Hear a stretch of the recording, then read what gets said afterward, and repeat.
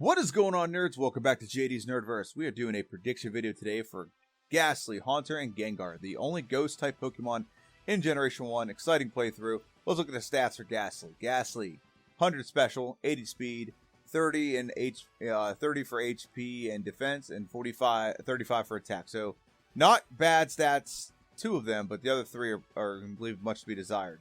Haunter is what we evolve into at level 25. And we get a boost in our special, goes to 115, and our speed goes to 95. Defense and HP are both 45, and attack is 50. So not too bad. Special and speed is definitely our go-to. And in the final evolution, we get level 37. If you remember in my previous videos, we've had 3 Pokemon so far that you've actually had to trade your Pokemon to another Game Boy back in the day to evolve them. Machop, Geodude, and Abra, and now Gastly is the 4th one. It's the final one, but it's also the 4th one.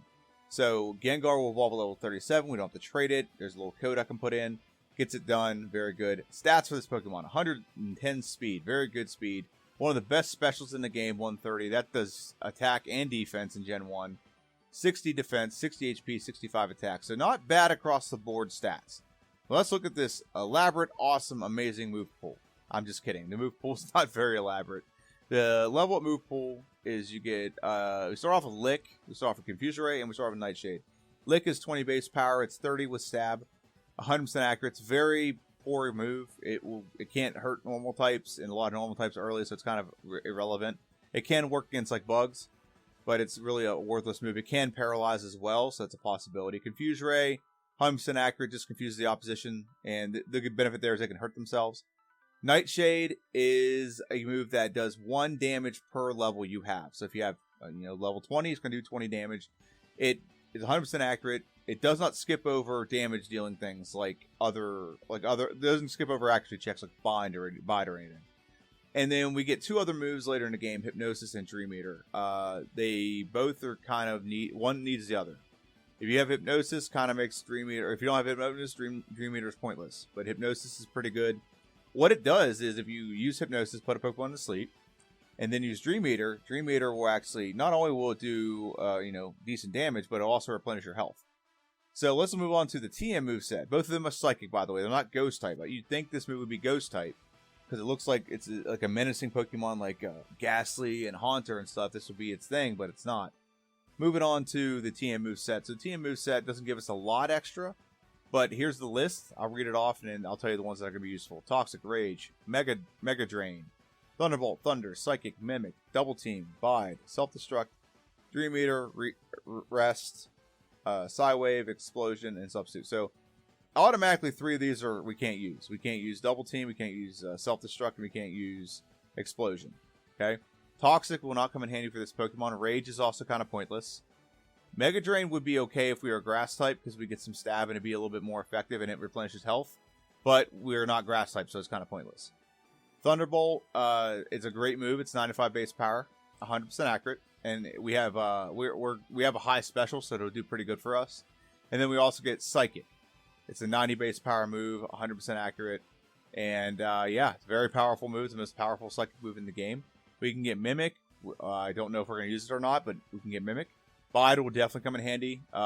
With this Pokemon specifically, Bide is going to be an interesting thing. I think we're going to use it a lot more than I anticipated ever using Bide. Dream Eater, you can pick it up as a TM or level up to it. We can get it earlier if it's TM, so I probably will do that. And then Psywave and Rest, I've never used in a playthrough. I probably won't use in a playthrough, but Psywave is god-awful. And Substitute, never used, but I'm excited to try to use it one day. So let's move on to the rules. We can only use Gengar, Haunter, or Gastly in battle. We can use other Pokemon for HMs and to catch Pokemon for HMs. Running Clock with 3 exceptions. Lieutenant Surge's Gym is 1. We also, I think I just played through a Shelter. It took me like 15 minutes to find that damn button. So it's definitely a rule that is needed. We also can pause the timer when we get to Celadon City, do some errands, go get Fly, maybe go get Psychic, sell some stuff at the Poke Center, whatever. Run some errands that aren't really inducive of the plot, and then we pick the timer right back up where we left off. And the third one, we were not going to use in this, but if we need to buy a move in the Pokemon Game Center or Rocket Game Corner, we can pause the timer, go sell some stuff, because in Gen 1 you can only buy 50 coins at a time, you can't buy 500. So yeah, that's going to be the tricky part there. We won't use that though at all. No glitches allowed, other than badge boost. You can do We can't do Masingo glitch. We can't do the Pokédoll glitch. We have to use the game, play the game as it is, except for the badge boost. Because if someone leers us, it's going to initiate it anyway. And I'm not restarting the game every single time. I don't have that kind of time on my hands.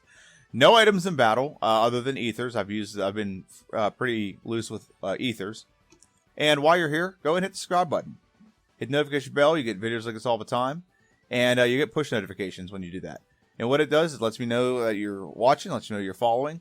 And also follow me on Twitter and Instagram, JD's Nerdverse and JD's _nerd_verse. And now let's get back up here to, I gotta find this. There we go.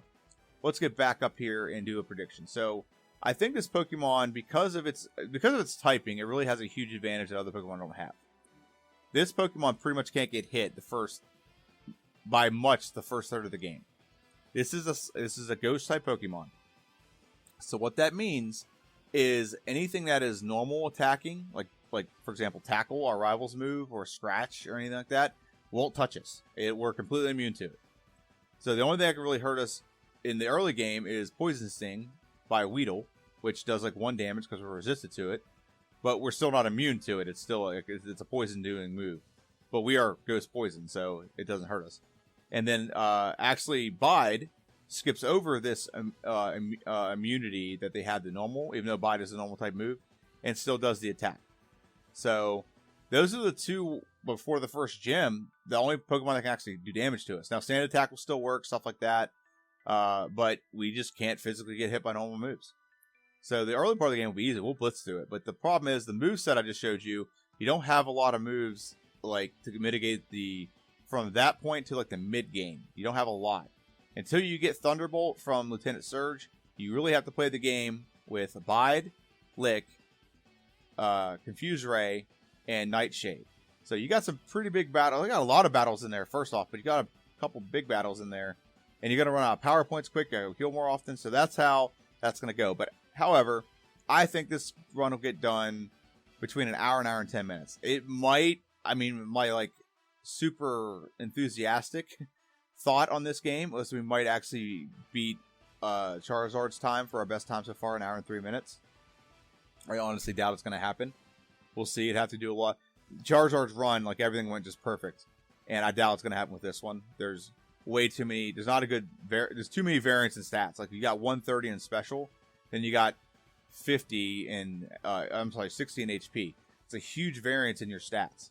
So that's the problem that I have with those stat variances. You have weaknesses that can be exploited pretty easily if you don't have ability to one-shot everyone. Now we have special and a high speed, so we'll get that ability, but we don't have a variety of moves to cover everything.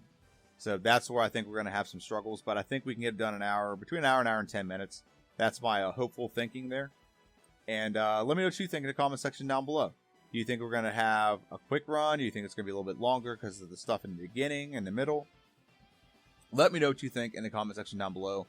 And that's my video. I want to thank everyone for watching. Remember, there's a video that's going to air on Friday. That is the Gastly Haunter Gengar playthrough. And yeah, also check out my other video tomorrow. It's going to be Lord of the Rings Battle for Middle-earth. I hope you enjoy it. Everyone have a good day and see you.